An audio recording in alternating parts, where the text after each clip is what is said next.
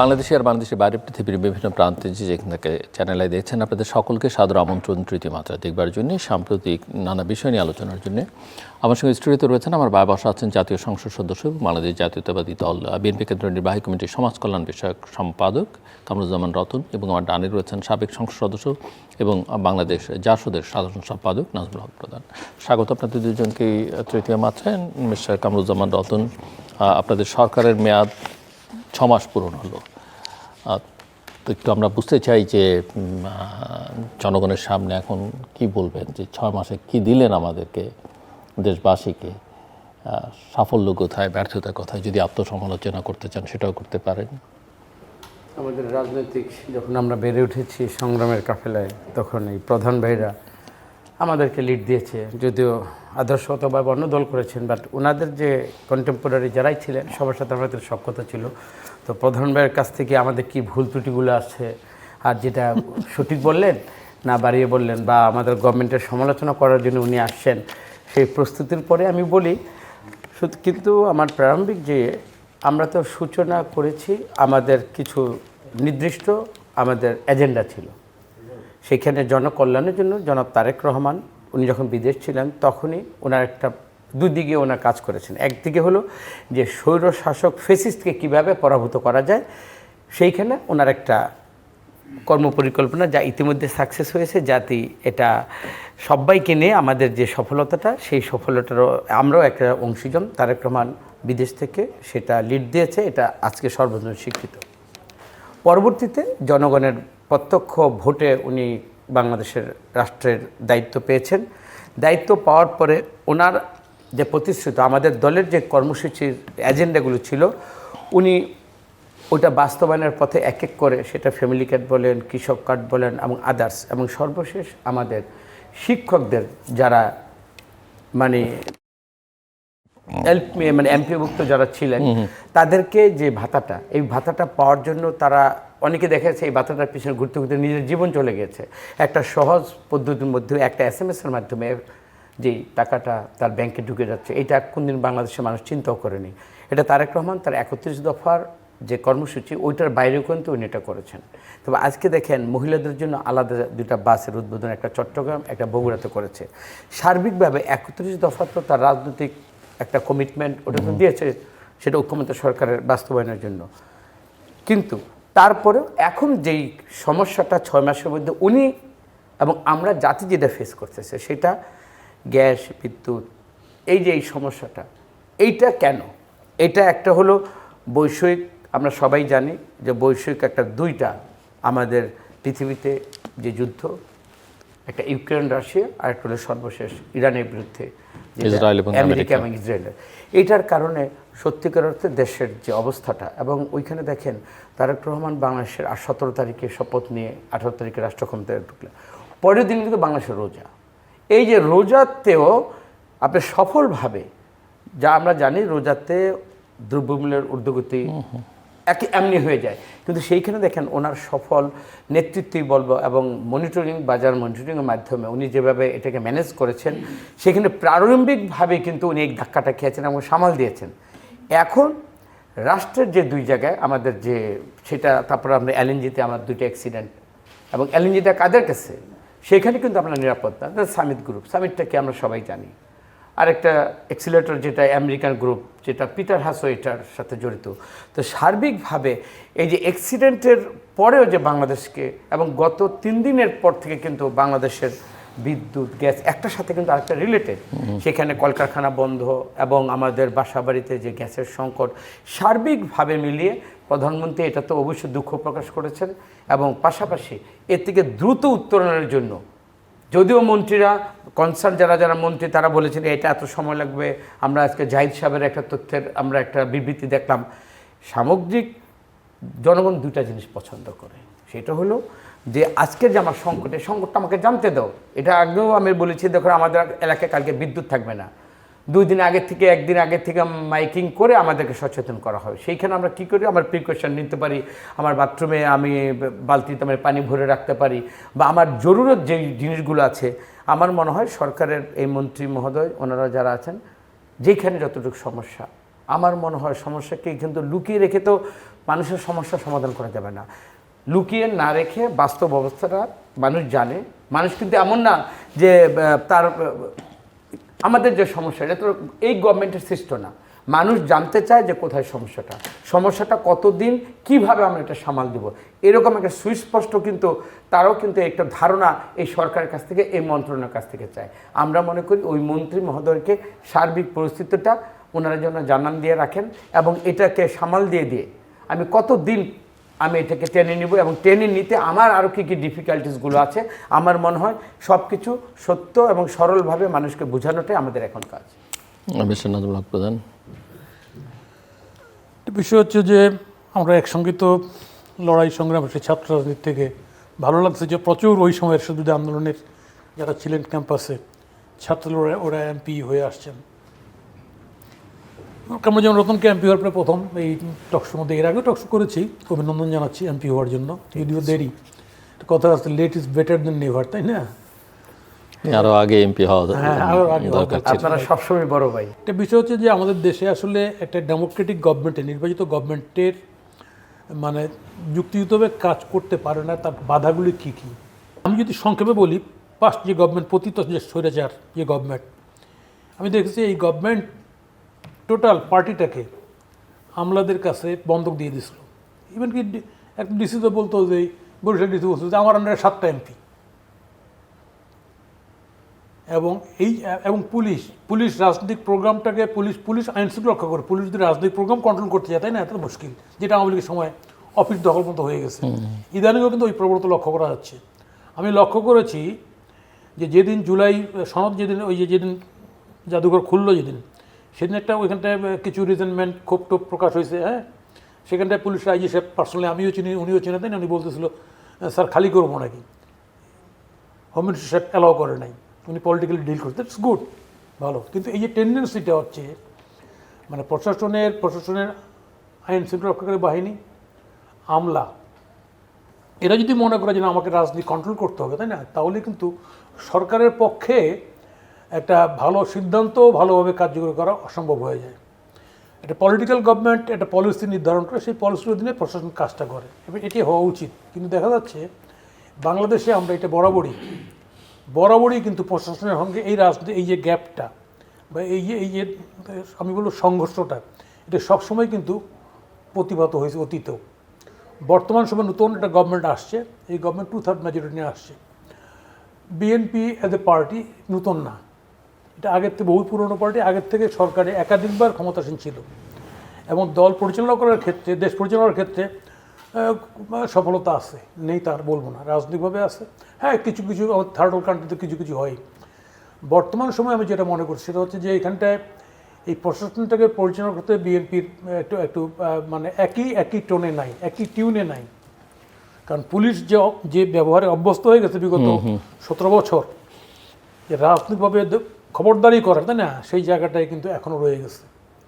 যার কারণে আমি বলছি যদি এইগুলি যদি ডিল করতে যদি সরকার যদি হেজিটেশন ফিল করে, তাই না, তাহলে কিন্তু আপনারা বলছেন যে পুলিশ আগের জায়গায় ফেরত এসছে। আমরা তো শুনেছিলাম যে পুলিশের তো মরাল এক ধরনের মেন্টালি জায়গায় ফেরত আসছে, যে অপোজিশনকে, তাই না, কীভাবে হ্যারাস করা, কী করা যায়, এগুলো ফেরত আসছে। আমি ইন আ নাটশেল যেটা বলতে চাই সেটা হচ্ছে যে বর্তমান সময়টা আমাদের দেশে অসংখ্য সমস্যা আছে আমাদের দেশের, এটা ঠিক। আমাদের দেশের সমস্যাগুলি মোকাবিলা করার জন্য প্রথম যেটা ফরমোস্ট দায়িত্ব হচ্ছে, আমি জানি গভর্নমেন্ট ভালোভাবে করতে পারবে, আমাদের এই যে ডে টু ডে চাহিদা, 18 লোক তো, আপনি মরিচের চাহিদা, পেঁয়াজের চাহিদা, গ্যাসের চাহিদা, বিদ্যুতের চাহিদা, ডিজেলের চাহিদা, না, এই সামগ্রিক চাহিদা, এগুলি মিটিয়ে দেশটাকে স্মুথলি শাসন করা বা রুল করা বা জনগণের সেবা করা, যেভাবেই বলি না কেন, এটা করতে গেলে কিন্তু আমাদের অনেকগুলি বিষয় আমাদের ডিসাইড করতে হবে। এক, আমরা জানি যে বিগত সরকারের কাজের কারণে আমাদের সঙ্গে প্রতিবেশীর সঙ্গে সম্পর্কটা একদম তিক্ততা চলে গেছে। এই সরকার নির্বাচিত হয়ে আসছে, এই সরকারে এটাকে ঠিক করতে হবে, মেরামত করতে হবে এটাকে। দ্বিতীয় বিষয় হচ্ছে আমাদের প্রশাসনটাকেও, বিগত সরকার, এই যে পুলিশ প্রশাসন বলেন আর সিভিল প্রশাসন বলেন, এই প্রশাসনগুলিকেও একদম দুমড়ায় মুচড়াই দিচ্ছে।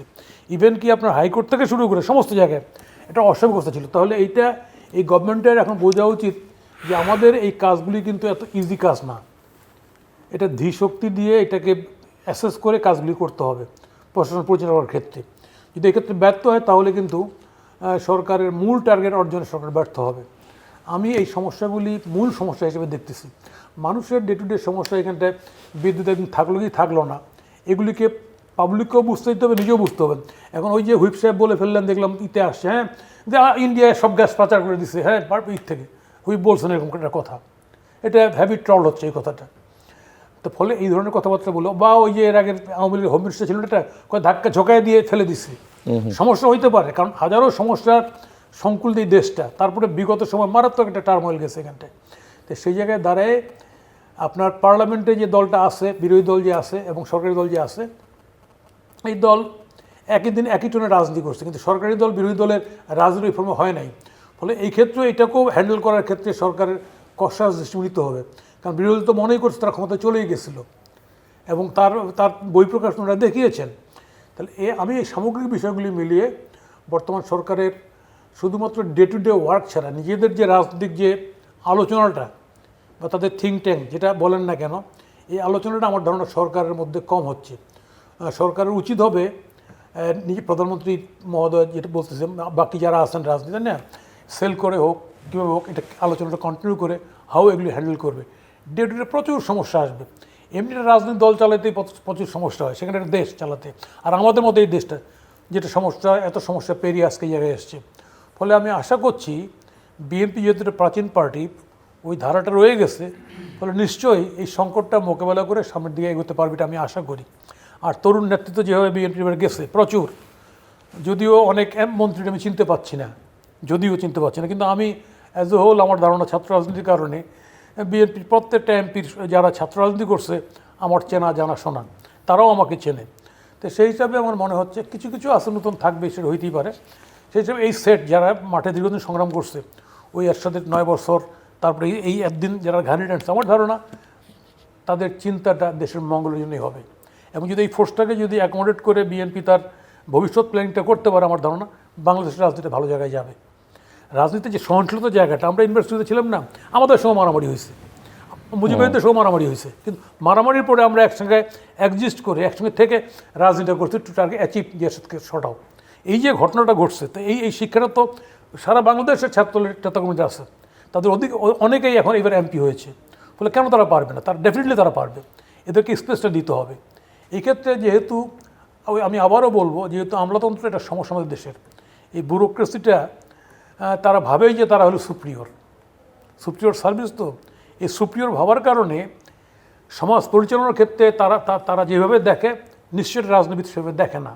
আমি একটা ছোট্ট উদাহরণ দিই। উদাহরণটা আমার অন্যভাবে নিয়েন না। BM আব্বাস সাহেব ছিলেন, উনি একটা লেখা পড়তেছিলাম, তো ওই ফারাক্কা চুক বঙ্গবন্ধু ইন্ডিয়া যাবে ফারাক্কা নিয়ে। তো উনি একবার বলছে যে কী আলোচনা একটু বসা হচ্ছে আমাদের, বঙ্গবন্ধু পাত্তাই দেয়নি। পরে বলছে কেমনে বলি যে লোকটা কিছু প্রিপারেশন না নিয়ে যাচ্ছে ইন্দিরা গান্ধীর সঙ্গে ফারাক্কা চুক্তি করতে, এটা কীরকম ঘটনা? তো তুমি আর সেকেন্ড টাইম বলার আর সাহস করবে, বলে না যে খামাকা বিরক্ত হবে। তো গেছে ওইখানটায় আলোচনা যখন বসছে, তখন বঙ্গবন্ধু কয় যে মাননীয় মিসেস গান্ধী, আপনি এত 1 কোটি লোকের খাওয়াইছেন, আমারে পড়াইছেন, তাই না? এখন আমার দেশের লোক কি পানি হয়ে মরে যাবে? আপনি দেখবেন না এটা? ইন্দিরা গান্ধী তার সেক্রেটারিকে কয় যে ওই আলাপ করে সেটেল করো how it can be happen. আমি রাজনীতিটা তো এভাবেই দেখে, তাই না? অত মাত্র হয় না। ফলে এই যে আমি একটা ধারণা বললাম, তাহলে এখন একটা ডিসি যদি মনে করে আমি তো সুপ্রিয়র পরীক্ষা দিয়ে, আমি তো মেধায় যোগ্যতায়, আমি তো ড্রাফটিংয়ে, আমি তো মেধাবী লোক, তো ইজি এই মননের কারণে কিন্তু আপনার গ্যাপটা হয়ে যায়। ফলে আমি সেই কারণে মনে করছি যে সরকারি দলের প্রচুর নতুন মুখ এবার পার্লামেন্টে এমপি এসে দীর্ঘদিন লড়াইয়ের পরে, যদিও বয়স হয়ে গেছে সবারই, আজকে এই টিম যদি ঠিকভাবে কাজ করে, আমার ধারণা এই দেশের রাজনীতি একটা সহনশীল জায়গায় যাবে। আমরা আমাদের সমস্যাগুলো মোকাবিলা করতে পারবো। আমরা তো অপোজিশন রাজনীতি করি, অপোজিশন রাজনীতি করবোই, আমরা তো সরকারের সঙ্গে সুর মিলে কথা বলবো না। ভিন্নতা না থাকলে তো ডেমোক্রেসি কার্যকরীও হবে না। আজকে তাহলে আরেকটা ফ্যাসিস্ট আওয়ামী লীগের মতো হয়ে যাবে, যে আওয়ামী লীগ চাইছে যে কেউ না থাক, আমরাই থাকি। তো এই জায়গায় রাজনীতিটাকে নিয়ে গেলে সতর্ক থাকতে হবে বিএনপি, যাতে এই জায়গায় রাজনীতি না যায়। আমাদের মতো দলগুলি যারা সরকারের বিরুদ্ধে কথা বলে, বোঝা উচিত যে বেসিক জায়গাটায় একমত আছে, আমরা ফ্যাসিজমের পক্ষে না, আমরা দলবাজির পক্ষে না, আমরা সন্ত্রাস দুর্নীতির পক্ষে না, আমরা অবশ্যই চাই বাংলাদেশ একটা বেটার জায়গায় থাক। সেই জায়গায় সেই স্বরের সঙ্গে স্বরটা মিললেই হচ্ছে অপোজিশন রাজনীতিকে স্পেসটা দেওয়া। স্যার রতন, আপনি শুনছিলেন অনেকগুলো প্রসঙ্গ উনি আশাবাদ ব্যক্ত করেছেন, এবং বিশেষ করে আপনাদের মতো যারা ছাত্র রাজনীতি থেকে উঠে আসা তাদের নিয়ে ওনার আশাবাদ অনেক। কিন্তু একই সঙ্গে আমি যেটুকু বুঝেছি ওনার কথায়, যে দল রাজনীতি যদি না থাকে, শুধু প্রশাসন পুলিশ দিয়ে দেশ চালিয়ে মুক্তি মিলবে না। প্রশাসন নিয়ন্ত্রণ বা তার উপরে রাজনৈতিক কর্তৃত্বটা বজায় রাখা পুলিশের উপরে, সেখানে উনি দুর্বলতা দেখছেন। আমি যদি ভুল না বুঝে থাকে তাহলে উনি অপোজিশনের জন্য যে পলিটিক্যাল স্পেস থাকা দরকার সেটা উনি এখনও মনে করেন না যে অবারিত আছে। এবং আমি যদি ভুল না করি তাহলে উনি এটাও বলতে চাইছেন যে প্রতিবেশীর সঙ্গে সম্পর্ক, সেখানে যত রকমের ভুল বুঝাবুঝি থাকুক না কেন, সংকট না থাকুক না কেন, সেটাকে মোটামুটি একটু স্মুথ করার চেষ্টা করতে হবে। প্রথমে বলি, আমি প্রধান ভাইকে ছোট ভাই থাকতে চাই। এমপি হিসাবে আমাকে উনি ট্রিট করুক, তাহলে আমাদের অতীতের সংগ্রামের ইতিহাসটা ওইভাবে আমরা কেউ কাউকে মূল্যায়ন করতে পারবো না। ধন্যবাদ। তবে যেই পার্লামেন্টে প্রধানমন্ত্রী নতুন, বিরোধী দলের প্রার্থী নতুন, সেখানে আমাদের মতো কিছু নতুন কিছু মুখ আপনি দেখলেন। এখন শুধু দেখবেন, আপনি কিন্তু এখনও আমাদের দেখতেছেন। আপনি কিন্তু দেখার পরে কিন্তু বলেন না, রতন তুই তো এই খারাপ কাজটা করতেছিস, শুনলাম তোর এলাকায় নাকি তোর এইটা হচ্ছে। যদি এইটা আমার প্রধান ভাইরা শুনেন, বা আমার একটা অপকর্মের একটা যদি কীর্তি ওনাদের কাছে যদি চোখে ধরা পড়েন, বা ওনারা যদি অথেন্টিকেশন নিয়ে এটা শুনেন, সেইটা আমার জন্য দুঃখজনক। এইটা এখনও যেহেতু উনি আমাকে ওইভাবে ট্রিট করেননি, এবং আশা করি আমি এই যে জায়গায় কখনই আমি যাব না, কারণ আমি সেলফ কনফিডেন্ট নিয়ে আমি এই কথাটা বলছি। এখন প্রধান ভাই যেটা দিয়ে শুরু করেছেন, ওইখানে আমি একটু আবার ব্যাখ্যাটা অন্য ধরনের। আপনি বলেছেন যে আগের ডিসি বলতো আমার আন্ডারে 7টা এমপি। তো কোন ডিসিটা কখন এই সময় এই কথাটা বলেছে? যখন হয়তো রাতের ভোট দিনে হয়েছে, বা রাতের বেলা যখন চুরি করছে, তখন তাদের দ্বারা নিয়ন্ত্রিত এবং তারাও অপকর্মের সাথে জড়িত ছিল। ওই ডিসিএসপিরা এইভাবে যেহেতু বানিয়েছে, সুতরাং যাদেরকে বানিয়েছে তাদের সামনে তারা এই ধরনের কথা বলতে পারে। কারণ আমি আজকে ডিসির সাথে 2টা অনুষ্ঠান করে আমি এই যে শোতে আসার আগে আসলাম। আমার ক্ষেত্রে, বা আমরা যারা জনগণের প্রত্যক্ষ এবং সত্যিকার অর্থে আমরা নির্বাচিত হয়েছি, আমাদের সামনে বা কোনো ব্যবহারে কিন্তু ওই টুনটা বা তারা যে যেটা আপনি যেটা বুঝাচ্ছেন, এটা কিন্তু আমাদের এলাকায়, অন্তত মুন্সিগঞ্জের জায়গায় আমি এই জিনিসটা দেখি না। সেইখানে আমার অবস্থান, আমার সততা এবং আমার কাজ করার যে মানসিকতা, এবং ওনার চেয়ারকে সম্মান দিয়ে, যেহেতু একটা ডিসি হলো অত্র এলাকার উন্নয়নের সমস্ত কিছুর অভিভাবক, এসপি মহোদয় আইন শৃঙ্খলার জন্য অভিভাবক। আমরা মনে করি একটা ফ্যামিলির ক্ষেত্রে তাকে যতটুকু সহযোগিতা আমি পাওয়ার, সে যদি আমাকে দেয় আইনের মধ্যে যেটা আছে, আর আমি মনে করি তার এই প্রশাসনের জায়গাটায় বসে এটা সমন্বয়ের একটা ব্যাপার। আমি মনে করি আমার জেলাতে অন্তপক্ষে এই জিনিসটা আমি দেখি না, বা আমার উপরে এইভাবে কোনো খড়গ দৃষ্টি নিয়ে আমাকে মেলাইন করে আমার উপর এত ছড়ি ঘুরাবে, এটা আমার এলাকায় এই জিনিসটা নেই। তো আমরা কিন্তু প্রথমেই, বাট আপনি আপনার কলিগদের কাছ থেকে কি শুনতে পান? একই রকম না, আমার সাথে তো আমার এক ছোট ভাইয়ের সাথে এক এমপি দেখা হয়েছে, আমি নামটাই না বলি, এলাকাটাও না বলি, বলেছে তার কোনো কথাই শোনে না। তাহলে হ্যাঁ, তখন আমার মাননীয় বলছেন, যাই হোক, ওইটা আমি আর আমাদের যেহেতু আমাদের ডিসকাশনের মধ্যে পার্লামেন্টারি মিটিংয়ে হয়েছে। তবে এতটুকু আমি বুঝি, যদি আমার অবস্থান থাকে, আমার সততা থাকে, যে কেউ ব্যক্তি, সেটা আমার বিরোধী দলের যদি কেউই হয়, ওই যে সত্যিকারের সমালোচনাটা যখন সে স্পেস পাবে।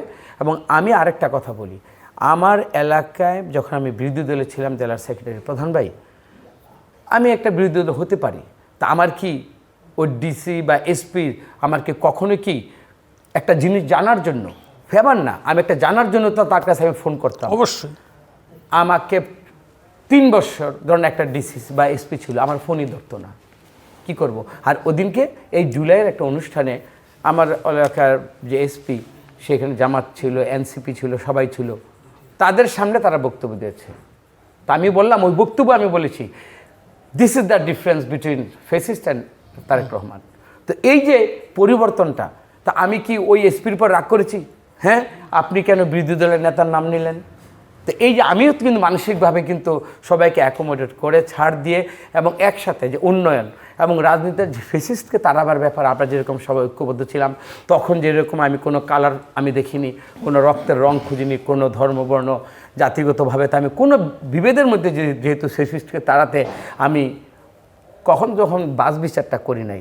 এখন আমার রাষ্ট্র আমার দায়িত্ব। তারেক রহমান সবাইকে একসাথে কাজ করতে নেয়ার মানসিকতা পোষণ করেছেন এবং সেখানে বলেছেন এই যে ক্রাইসিসগুলো পার্লামেন্টও আমি দেখেছি এবং পার্লামেন্টের পরে এখন ক্রাইসিসগুলোতে বলেছে আমার থেকে বেটার কোনো বিশ্লেষণ, বেটার কোনো যদি সুযোগ থেকে থাকে আপনাদের চিন্তা চেতনা বা কোনো সেগুলো আমাদেরকে আপনারা শেয়ার করেন, আমরা ওই আলোকে আমরা বাংলাদেশটাকে চালাতে আমরা আগ্রহী। এই মানুষটাকে কষ্ট পাক যখন একটা প্রধানমন্ত্রী সরি বলেন, তার মানে অপারগ, উনি তো ওইখানে তো ইগনোর করে তার একটা মান কিন্তু বলেন নাই না আমি প্রধানমন্ত্রী এইটা কোনো সমস্যা না, এইভাবে তো উনি বলেননি। বলেছে যে আমি চেষ্টা করে যাচ্ছি এবং বলেছে 5 থেকে 7 দিনের মধ্যে। আপনি দেখেন গ্র্যাজুয়ালি কিন্তু আমাদের 3 দিনের মধ্যে কিন্তু অনেকটা উন্নতি হয়েছে।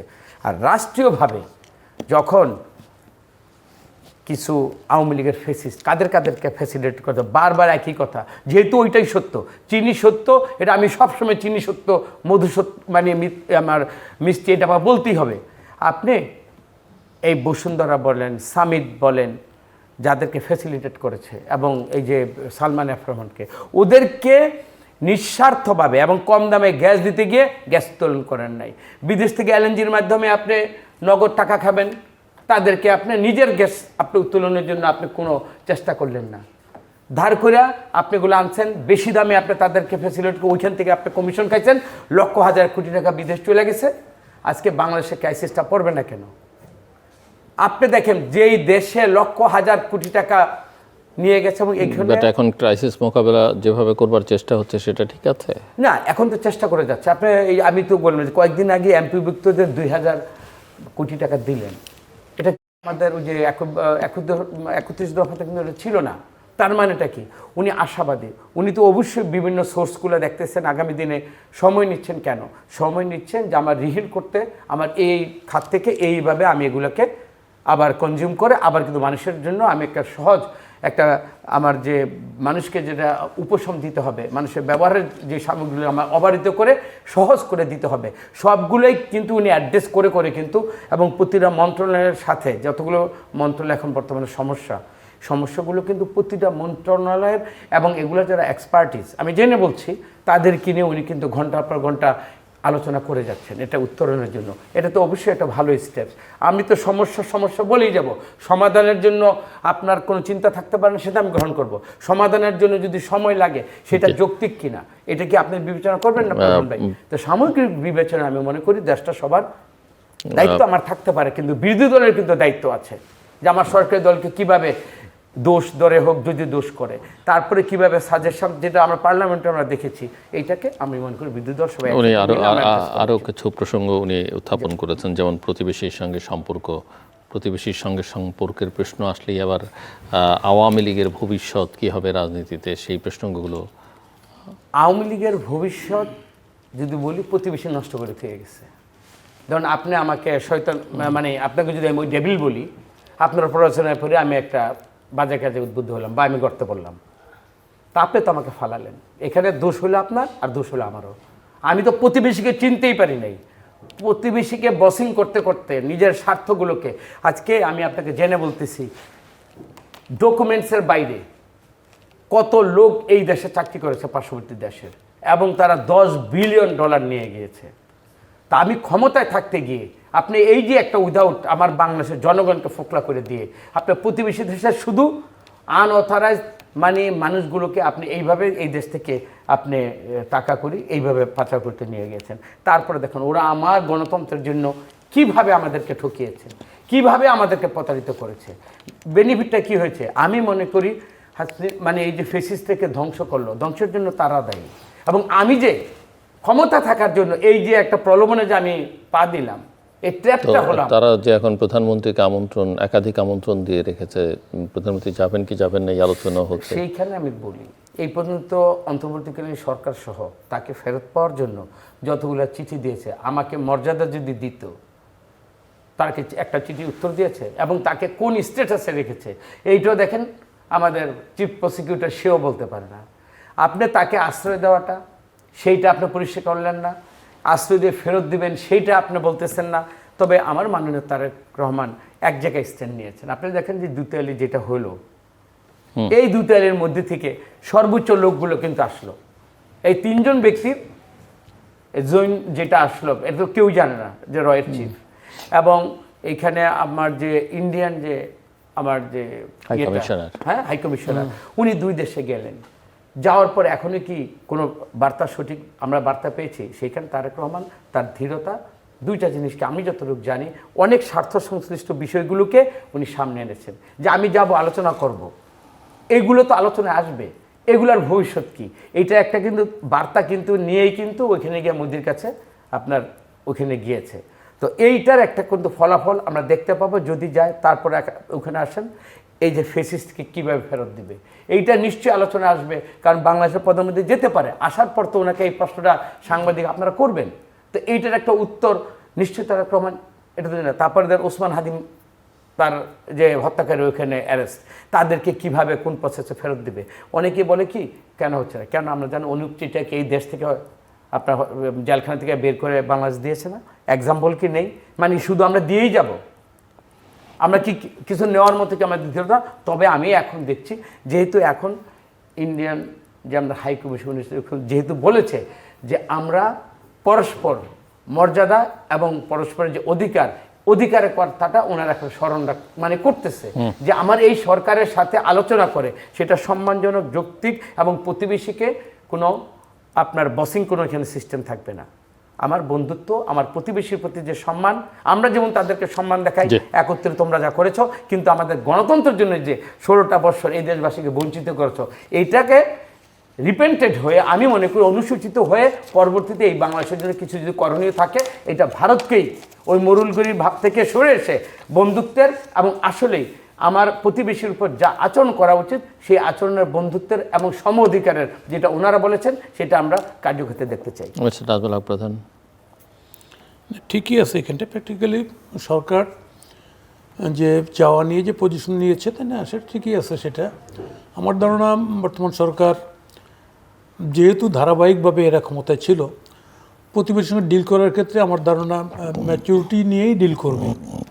কোনটা করলে ভালো হবে, কোনটা করলে খারাপ হবে, সেটা সরকার বোঝার মতো সক্ষমতা সরকারের আছে। ফলে এই ক্ষেত্রে কোনো সাজেশন নেই আমার, তাই না, যে সরকার ঠিক করছে না, ওটা করছে না, তাই না, এরকম নেই। তবে আমরা চাই যেহেতু গভর্নমেন্ট বলছে পলিসি বাংলাদেশ ফার্স্ট হিসেবেই প্রতিবেশীর সঙ্গে সম্পর্কটা যত দ্রুত সম্ভব এটা কী বলা যায় শেষ করা যায়। তারপরেও সমস্যা থাকবে, প্রতিনিয়ত আমাদেরকে সমস্যা ফেস করতে হবে। এগুলি ডায়ালগের মধ্যেই, আমাদের কনভারসেশনের মধ্যে এগুলিকে সমাপ্ত করতে হবে। এটা হলো একটা দিক। অন্যদিক সেটা হচ্ছে যে আমরা বাংলাদেশে বর্তমান সময়ে মানে একটা দুর্ভাগ্যের বিষয় হচ্ছে যে যেটা হচ্ছে যে ধরেন আমি কথাটা তুলছি এইভাবে, অনেকে কথাটাকে ঠিকভাবে নেন না। যেমন ধরেন আওয়ামী লীগের সময় যে পার্লামেন্ট, সেই পার্লামেন্টে কিন্তু বিএনপি জামাত অ্যাবসেন্ট ছিল, আর বিএনপি যে ইলেকশনে গেল সেখানে বিএনপিকে 6 সিট ধরিয়ে দেওয়া হলো। কথা বলছেন? আবার এই যে পার্লামেন্ট, এই পার্লামেন্ট কিন্তু ব্যাপক একটা ফোর্স কিন্তু অ্যাবসেন্ট হয়ে আছে। এখন বলতে পারেন রতন, আমি একটা জিনিস যেমন বলি, পৃথিবীতে বিপ্লবের মডেল পৃথিবীতে যেমন ধরেন একটা আপনি রুশ বিপ্লব, যেটাকে সোভিয়েত বিপ্লব বলি, রুশ বিপ্লব, আর ইউরোপের যে বিপ্লব রেনেসা, সাম্যমূর্তি, স্বাধীনতা, ফ্রান্স রেভলিউশন, তাই না, সেটা গণতন্ত্রের জন্য লেজেসফেয়ার, আমাকে স্বাধীনভাবে থাকতে দাও, তাই না, সেটা আরেকটা বিপ্লব আছে পৃথিবীতে, যেটাকে প্রথম কেউ বলছিল ইসলামী বিপ্লব, অথবা এরপরে খোমেনি বিপ্লব, অথবা শিয়া বিপ্লব, যেটা ইরান। আর বাকি যতগুলি অভ্যুত্থান বিপ্লব, হ্যাঁ ফ্যাসিজম ছিল, টোটালিটারিয়ান তত্ত্বের জনক ছিল মুসোলিনি, হিটলার ছিল, কিন্তু এরপরও ওইখানে যে সরকার ব্যবস্থা, এগুলো পতনের পরে যেটা আসছে, তাই না, সেটা হচ্ছে ডেমোক্রেসি। একটা হচ্ছে যে আমি এখানটায় বাংলাদেশে, আমি বর্তমান সরকারকে, আমি আমার বন্ধু বলি, ছোটো ভাই বলি, আমি রতন যেহেতু অ্যাক্টিভ ছিল, একটা হচ্ছে যে অভ্যুত্থানটা হলো এখানটায়, এটা কি কোনো খোমেনির মতো বিপ্লব অথবা রুশ বিপ্লব মতো বিপ্লব কিনা? যেমন ধরেন ওখানে স্টালিনের অভিযোগ আছে 30 লাখ কুলাক যোদ্ধাকে হত্যা করে ফেলছিল সে, মারাত্মক। ইভেন কি মাও সেতুং কালচারাল রেভলিউশন নামে ইয়ংদের দিয়ে, তাই না, অনেক সিনিয়র, সেখানটাও ঘটনা, চীনের খবর তো বাইরে আসতো, অনেক ঘটনা ঘটেছে যেটা সমালোচনা এখনও আছে। ইরানের খোমেনি বিপ্লব হওয়ার পরে ইরানেও কিন্তু আপনি এই বণিক সাধারণের মতো লোক, লিবারেল লোকরা কিন্তু এসেছিল গভর্নমেন্টে, আস্তে আস্তে সব কিন্তু কচুকাটো হয়ে একদম কট্টর মোল্লাতন্ত্র ক্ষমতা দখল করছে। বাংলাদেশে এই কথাটা আসতেছে এখানটায়, এই যে আমি কি করলাম এখানটায় কি ককটেল ডেমোক্রেসি, ককটেল ডেমোক্রেসি কীরকম, মানে রেভলিউশনটা হলো, আন্দোলনটা হলো, হওয়ার পরে যে ফোর্সটাকে আমি পরাস্ত করলাম আন্দোলনের মধ্যে, সেই ফোর্সটাকে নির্বাচনের মধ্যে পরাস্ত করলে কিন্তু আমি একটা রাজনৈতিক জায়গা তৈরি করতে পারতাম। কিন্তু সেটা না করে এই যে ব্যান্ডের পলিসি, ব্যান্ড করে নিষিদ্ধ করে আমি কোন বিপ্লবটা সম্পন্ন করতে চাই এখানটায়, কি রুশ বিপ্লব না খোমেনি বিপ্লব, না আমি সাম্যমৈত্রী স্বাধীনতার যে স্লোগান, রেনেসার যে স্লোগান, সেটা এই জায়গাটা ডিসাইড করতে হবে গভর্নমেন্ট যদি ডেমোক্রেসি মেন করে। আর যদি হ্যাঁ আপনি বলতে পারেন যে যুবকরা নতুনরা অনেক কথা বলতেই পারে, যুবকরা ওদের এই কথা বলাই, এটা আমরা যুবক ছিলাম আমরাও কথা বলেছি, কিন্তু বাট রিয়েলিটিটা কী, সেই রিয়েলিটিটা করেই কিন্তু আমাকে যে আন্দোলন গণ অভ্যুত্থানটা হয়ে গেলো বা বিপ্লব হয়ে গেলো, এই বিপ্লবের পরবর্তী কাজে ঠিক করতে হবে। আমি এখন গভর্নমেন্ট, আমাকে দায়িত্ব নিয়ে কাজটা করতে হবে। আমি একটা উদাহরণ দিই, ব্যাকে যাই যদি হিস্ট্রিক্যালি দেখেন, জিয়ার সময় অসংখ্য সমস্যা ছিল, অসংখ্য। এখানটায় আমাদের মতো বিভিন্ন বাহিনীর কাছে অস্ত্র ছিল, ওইদিকে কাদরিয়া বাহিনী ছিল, আপনি আর্মির মধ্যে অভ্যুত্থান ছিল। উনি লোকটা ক্ষমতায় নিয়ে তারা কত দ্রুত হানা ভোট করে, আমরা জেল থেকে ছাড়া পাচ্ছি দেখেন, হ্যাঁ দ্রুত হানা ভোট করে উনি একটা রাজনৈতিক ফর্মায় ফেলে দিলেন, এবং সেখানটায় বাকশালও আওয়ামী লীগ ক্ষমতায় আসলো, বামপন্থী তোহা সাহেবও ঢুকলো, আওয়ামী লীগ মুসলিম ঢুকলো। তো এই যে একটা রাজনৈতিক প্রক্রিয়ার মধ্যে ফেলে দিলেন দেশটাকে, এই কাজটা কিন্তু 75-এর এইরকম পট পরিবর্তন, হ্যাঁ ওই রকম মাস নামে নেই, কিন্তু ওখানে তো পট পরিবর্তন হয়েছে, মারামারি হয়েছে, খুনাখুনি হয়েছে, জেল বাদ জানে কিছু, ফলে এখানকার থেকে ওটা কম না, কিন্তু লোক হয়তো কম মরছে। তাহলে আজকে এই জায়গাটায় আমি একটা পলিটিক্যাল লাইনে ফেলতে পারলাম নেশনটাকে, সমস্যাটা জিয়ে রাখলাম। এবং এই যে কি প্রতিহিংসার রাজনীতি, এটাতে কিন্তু ডেমোক্রেসি, এটা দিয়ে একটা সুস্থ, ওনারা তো বলছেন ওনারা প্রতিহিংসার রাজনীতি করতে চান না। যত কথাই বলুক এই কথা বললে প্র্যাকটিক্যালি হচ্ছে এইটা। আমি ছোট্ট একটা কথা বলি, আমরা একটা ভিন্ন পার্টি করি, আমরা এই আন্দোলনে মারাত্মক, আমরা 16 সালে ইউনূস সাহেবের সঙ্গে সম্পর্ক ছিন্ন করে বেরিয়ে গেছি। আমরা 15ই আগস্ট পালন করুক একটা সমিতি, হ্যাঁ তখন থেকে করি, আমরা আবার যাই না 32-এ, আমরা এখানটায় অফিসে একটা মালা দেই, আমরা এবারও সেই প্রোগ্রাম দিই। আমরা ইভেন কি ইউনূস সাহেবের সঙ্গে মালা দিছি, ইউনূস সাহেব কেটে মালা দিছি।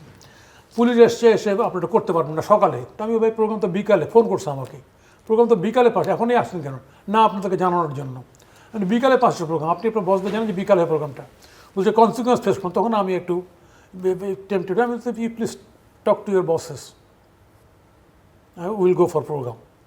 তারপরে প্রোগ্রামে শুধু তারা আসে নাই, আরও বড় কথা আসছে, পুলিশ আসছে, ইভেন কি মব করার জন্য লোকও নিয়ে আসছে, তাই আমাদের অফিস দখল করে রাখছে। এটা আওয়ামী লীগ তো এই কাজ করছে, তো আওয়ামী লীগ তো বিএনপির অফিসে গিয়ে ক্রাইম সিন বলে লোক পুলিশ ঢুকাই দিচ্ছে। Is that the attitude of government, elected government? পরে করতে পারেননি না, করতে তো পারি না, শুধু না আবার ভয় দেখাচ্ছে ওইখানটা, বলছে বাইরে কিন্তু লোক ঘোরাঘুরি করছে, নিয়ে আসছে ডাইকে নিয়ে লোক, ওরা পুলিশ নিয়ে আসছে লোক। এই যে ছোটো ঘটনা, কিন্তু যেখানটা গভর্নমেন্ট হাজারো সমস্যা, তার মধ্যে আরেকটা সমস্যা তৈরি কেন করতেছে, বুঝে হোক না বুঝে হোক করতেছে, অথবা বেশি অনুগত্য করতেছে। আমি সেই কারণেই বলছি এই বিষয়গুলি, এবং শুধু তাই না, টেনান্ট যিনি ভাড়াটে যাদের ভাড়াটে আমরা আছে, ওনাকে বলছে ওদের ভাড়া ক্যান্সেল করে দাও, তখন ফোন করতে প্রেসিডেন্ট আম্বিয়া ভাইকে, যে ভাই এরকম ভাড়া ক্যান্সেল করে দিতে বলতেছে, আপনার প্রোগ্রাম বন্ধ করেন। তা আমি তো ঠিক আছে, সকালে তো আমি বলছি ঠিক আছে প্রোগ্রাম করবো না। এই যে ঘটনাটা দেখেন, ভাড়া বন্ধ করে দাও, ওর জন্য প্রেশার করতেছে কমিশনার সাহেব। What is this? Mister Kamruzzaman Ratan, what is this? ভাই তো অভিযোগ করবেই, সেটা সত্যতা কতটুকু ওটা আমরা যাচাই করতে হবে, জনগণ যাচাই করুক। এবং জনগণের কাছে যে আমাদের দায়বদ্ধতাটা, এটা আমরা সবসময় সচেতনভাবে আমরা স্মরণ রাখছি। সমালোচনাটা করা সহজ, কিন্তু দায়িত্ব পেয়ে এটার এক্সিকিউশনের জন্য যে আমাদের যে ভাই তো বললেন যে আমাদের অতীত অভিজ্ঞতা তো আমাদের বর্ণাঢ্য। জিয়াউর রহমানের সততা, আপনি কি মনে করেন উনি যে বর্ণনাটা দিলেন সেই বর্ণনাটা সঠিক? আমি বড় ভাই তো আমি বলতে পারবো না যে সর্বৈব মিথ্যা। ওনার একটা স্পেকুলেশন, অনুমান নির্ভর কথাগুলোকে, এবং উনি চিন্তা করতেছে যে আমরা এই জায়গায় যেতে পারি বা সরকার এইভাবে চলছে। বললাম সচেতনভাবে আমরা এতটুকু বলতে চাই, আমরা যা করছি নিশ্চয়ই আমাদের ভবিষ্যৎ চিন্তা করে তো আমরা করছি। আমাদের দল তো অনেক বড়, রাষ্ট্র ক্ষমতায় ছিল, আবারও আমরা ভোটের মাধ্যমে আমরা সরকার গঠন করতে যাব। তো এতগুলো কথাই যদি সত্য হয় তাহলে তো আমরা বসে নেই। সত্য তখনই বাস্তবে রূপ নেবে যদি আমি এগুলোকে অ্যাড্রেস করার পর আমি এগুলো যদি এক্সিকিউশনের জন্য বা বাস্তবে আমি নির্বাচনের পূর্বে আমি যদি বাস্তবে আমি সমাধান না করতে পারি। এবং আমরা বিরোধী দলকে এতটুকু জায়গায় আমরা নিয়ে যাব, সেটা হলো যে আমাদের বিরোধী দলের সত্যিকার সমালোচনাটা শোনার মতো আমরা মানসিকভাবে প্রস্তুত কিনা। এখন আমরা তো আবার বিরোধী দলকে আপনারা পিক অ্যান্ড চুজ করবেন কিনা, যে না, আমরা একে স্পেস দিব, ওকে দিব না, ওকে দিব, একে দিব না, না? জিনিসটা তো ওরকম না। আমরা সত্য সবার জন্য সত্য একটা জিনিস, আর বিরোধিতা যদি সবাই যদি বিরোধিতার যদি সত্য হয় ওইখানে তো আমরা জানি যে কোনো সময় জোট হতে পারে, আমাদের বিরুদ্ধে তো হতে পারে। আমরা তো ফেসিস্টের বিরুদ্ধে তো আমরা জোটের মাধ্যমে তো আমরা ফেসিস্টকে তাড়িয়েছি।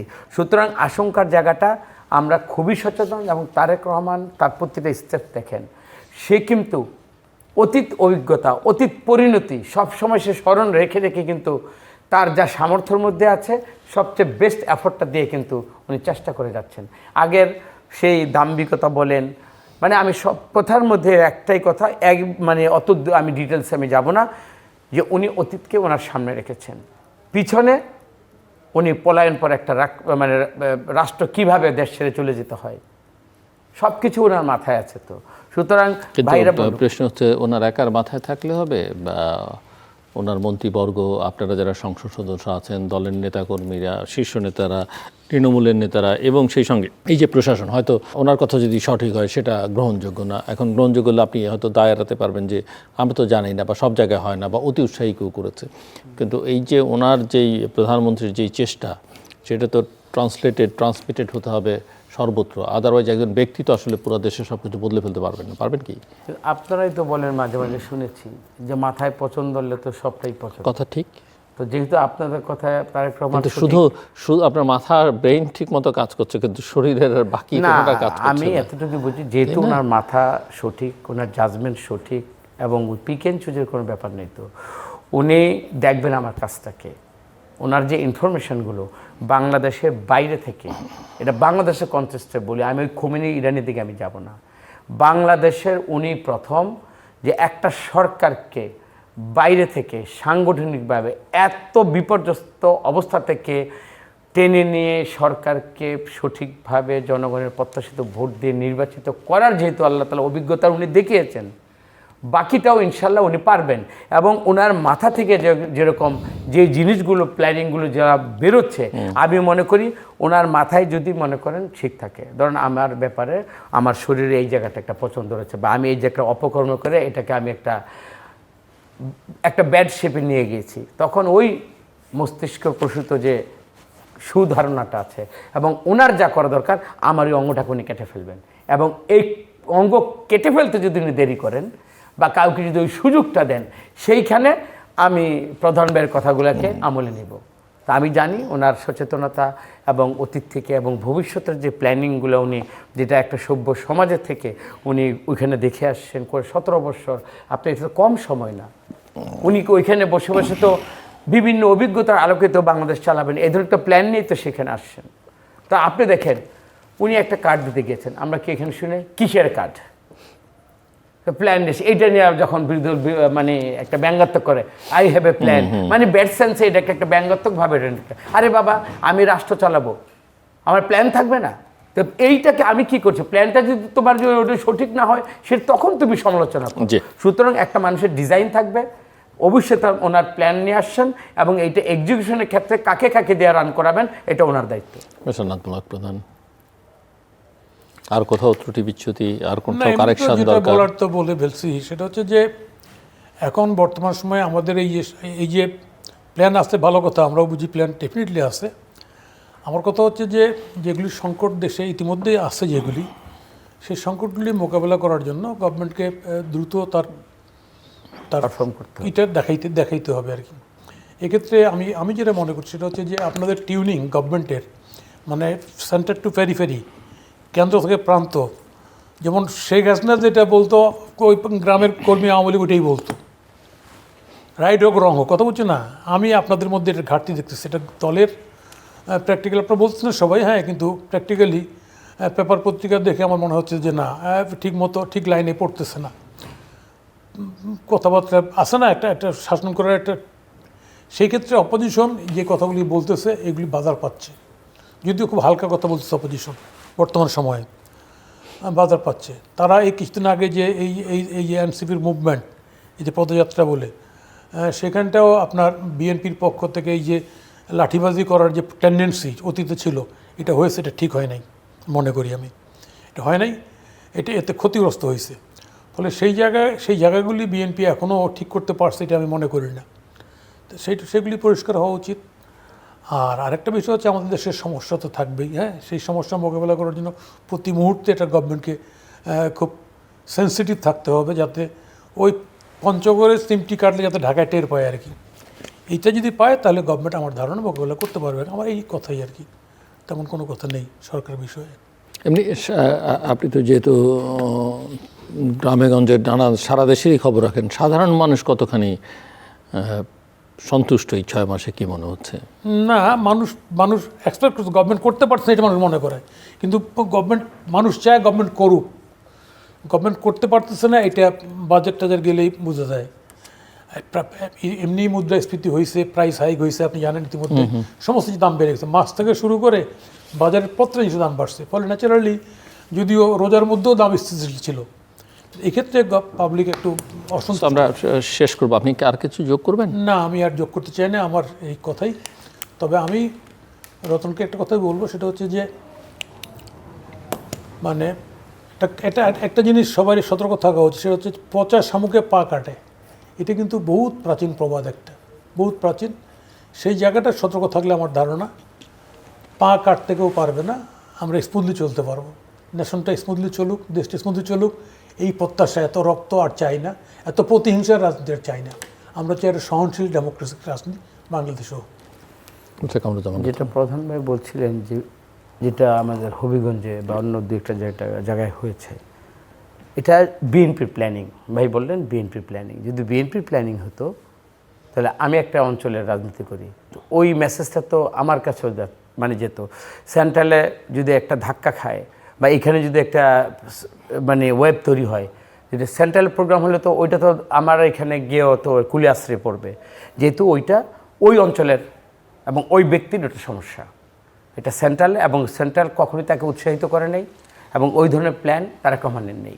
সুতরাং এটা আমি একটু দ্ব্যর্থহীন মানে ভাষায় বলি, বিরোধী দলের প্রতি মেলাইন করা বা বিরোধী দল যদি যৌক্তিক ভাষায় কথা বলে এবং সঠিক সমালোচনার মধ্যে থাকে।